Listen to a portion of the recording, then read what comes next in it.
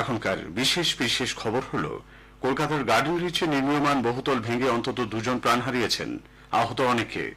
নির্বাচনী নির্ঘণ্ট প্রকাশের পরই রাজ্য জুড়ে জোর কদমে শুরু হয়েছে প্রচারাভিযান। সুপ্রিম কোর্টের নির্দেশে নির্বাচন কমিশন ইলেকটোরাল বন্ড সংক্রান্ত আরও কিছু তথ্য ওয়েবসাইটে আপলোড করেছে। একমাত্র বামফ্রন্ট নির্বাচনী বন্ডে সহায়তা নেয়নি বলে সিপিআইএম এর সাধারণ সম্পাদক মোহাম্মদ সেলিম মন্তব্য করেছেন। সন্দেশখালীতে ইডি আধিকারিকদের উপর হামলার ঘটনায় শেখ শাহজাহানের ভাই সহ ধৃত 3 জনের 5 দিনের সিবিআই হেফাজত। দক্ষিণবঙ্গে আগামী বুধবার পর্যন্ত বিক্ষিপ্ত বৃষ্টির পূর্বাভাস দিয়েছে আবহাওয়া দপ্তর। আসছে বিস্তারিত খবরে। কলকাতার গার্ডেন রিচে নির্মীয়মান বহুতল ভেঙে পড়ায় অন্তত 2 জন প্রাণ হারিয়েছেন, আহত অনেকে। গার্ডেন রিচ 134 নম্বর ওয়ার্ডের ফতেপুর ব্যানার্জি পাড়া লেনে মধ্যরাতের কিছু আগে নির্মীয়মান 5 তলা একটি বাড়ি হুড়মুড়িয়ে ভেঙে পড়ে। আশপাশে বেশ কয়েকটি ঝুপড়ি ধ্বংসস্তূপের নিচে চাপা পড়ে যায়। খবর পেয়ে ঘটনাস্থলে পৌঁছয় দমকল ও বিপর্যয় মোকাবিলা বাহিনীর সদস্যরা। উদ্ধার কাজে হাত লাগান স্থানীয়রা। জখম অবস্থায় অন্তত 15 জনকে উদ্ধার করা হয়েছে বলে খবর। তাদের কলকাতার বিভিন্ন হাসপাতালে পাঠানো হয়েছে। এখনো ধ্বংসস্তূপ সরানোর কাজ চলেছে, ফলে অনেকেই চাপা পড়ে রয়েছেন বলে আশঙ্কা। গ্যাস কাটার নিয়ে কাজ করছেন বিপর্যয় মোকাবিলা বাহিনীর কর্মীরা। ঘটনাস্থলে ছুটে যান কলকাতার নগরপাল বিনীত গোয়েল সহ উচ্চপদস্থ পুলিশ আধিকারিকরা। সেখানে যান মেয়র ফিরহাদ হাকিম ও দমকল মন্ত্রী সুজিত বসু।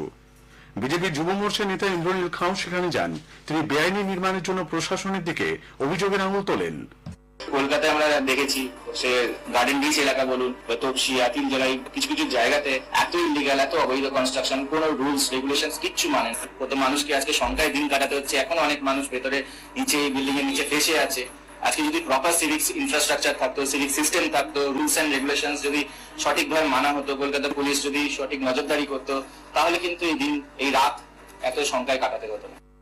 দ্রুত উদ্ধার কাজের জন্য পর্যাপ্ত সহায়তা পাঠাতে নিজের এক্স হ্যান্ডেলে আবেদন জানিয়েছেন বিরোধী দলনেতা শুভেন্দু অধিকারীও। স্থানীয়দের অভিযোগ, সম্পূর্ণ বেআইনিভাবে বহুতলটি নির্মাণ কাজ চলছিল। রাস্তা অত্যন্ত সংকীর্ণ হয়, বিপর্যয় মোকাবিলা বাহিনী ও দমকলের পৌঁছতে বেশ কিছুটা সময় লেগে যায়। আশেপাশের বাড়ি থেকেও আতঙ্কে বাসিন্দারা রাস্তায় বেরিয়ে এসেছেন। পাশের একটি ভবনও ক্ষতিগ্রস্ত হয়েছে। ওই অঞ্চলে বেআইনিভাবে বহুতল নির্মাণ হচ্ছে বলে অভিযোগ করেছেন স্থানীয়রা।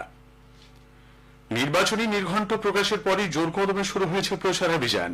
বাঁকুড়া লোকসভা কেন্দ্রে ধলডাঙ্গা মোড়ে গতকাল চায় পে চর্চা সারেন বিজেপি প্রার্থী ডক্টর সুভাষ সরকার। তিনি বলেন, 2014 সালে প্রধানমন্ত্রী নরেন্দ্র মোদী চায় পে চর্চা শুরু করেছিলেন, তা মানুষের মধ্যে ব্যাপক সাড়া ফেলে। তাই জনসংযোগের মাধ্যম হিসেবে চাকেই তিনি বেছে নিয়েছেন। অন্যদিকে তৃণমূল কংগ্রেস প্রার্থী অরূপ চক্রবর্তী শহরের সার্কিট হাউস মোড়ে চায়ের আড্ডায় বসেন। মালদায় দলীয় প্রার্থীদের সমর্থনে কর্মী সভায় অংশ নেন রাজ্যের মন্ত্রী তথা কলকাতা পুরসভার মেয়র ফিরহাদ হাকিম। তিনি বলেন, বিজেপি সরকার সিএএ চালু করে দেশের মানুষের মধ্যে বিভেদ সৃষ্টি করতে চায়। সাংবাদিক সম্মেলনে তিনি প্রদেশ কংগ্রেস সভাপতি অধীর রঞ্জন চৌধুরীর কড়া সমালোচনা করেছেন। বালুরঘাটে প্রচারে অংশ নেন রাজ্য বিজেপি সভাপতি সাংসদ সুকান্ত মজুমদার। জনসংযোগ সারেন ওই কেন্দ্রের তৃণমূল কংগ্রেস প্রার্থী বিপ্লব মিত্র। হুগলিতে মন্দিরে পুজো দিয়ে প্রচারে অংশ নেন তৃণমূল কংগ্রেস প্রার্থী রচনা বন্দ্যোপাধ্যায়। ঘাটালেও এদিন রবিবারের প্রচার চালান বিজেপি প্রার্থী হিরণময় চ্যাটার্জি হিরণ। উত্তর 24 পরগনার বসিরহাটে 2 নম্বর ব্লকের খোলাপোতায় গতকাল কর্মী সভায় অংশ নেন আইএসএফ বিধায়ক নওশাদ সিদ্দিকী। তিনি বলেন, 2024-এর নির্বাচন অত্যন্ত গুরুত্বপূর্ণ। ঐক্যবদ্ধ লড়াইয়ের মধ্যে দিয়ে সংসদে আইএসএফ প্রার্থীকে পাঠানোর উপর তিনি জোর দিয়েছেন।